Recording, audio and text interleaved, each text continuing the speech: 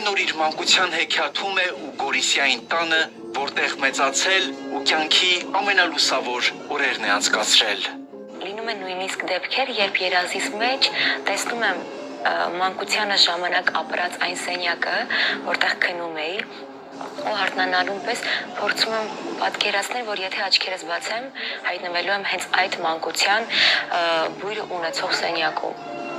Այդ ամեն դեպքում, երբ բացում եմ, լինում եմ իմ արդեն հասուն տարիքի, հասուն կայացած մարդու աղջկա սենյակում։ Սյունեցի աղջկան Գորիսից Երևան բերեց լեզվաբան դառնալու նպատակը, մինչդեռ հոգու խորքում երազանքը բեմն էր երգչուհի դառնալը, եւ նա բոլորից թաքուն որոշեց վոկալի դասերի հաճախել։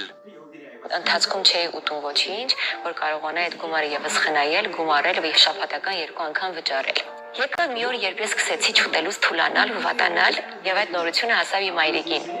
Որ ձեր երեխան թուլանում է, գուցե առողջական խնդիր ունի, բացահայտվեց այն գաղտնիքը, որ ես այն գումարը, որ հատկացում էին ուտելու համար, չեմ օգտագործում, չեմ ուտում։ Հայրական բացակայությունն ու մայրական զբաղվածությունը նրան տատի հետ կապեցին մի աներևակայելի ուժով։ 2021 թվականին, սակայն, ողբերգական ավտովթարը նրանից խլեց տատիկին։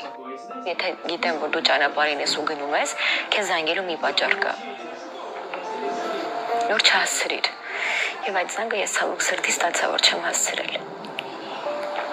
Ես հասկացա, որ մահացող մարդուն ոչինչ չի լինում։ Նա այլևս ոչինչ չի զգում։ Ցավը լինում է մնացող մարդկանց։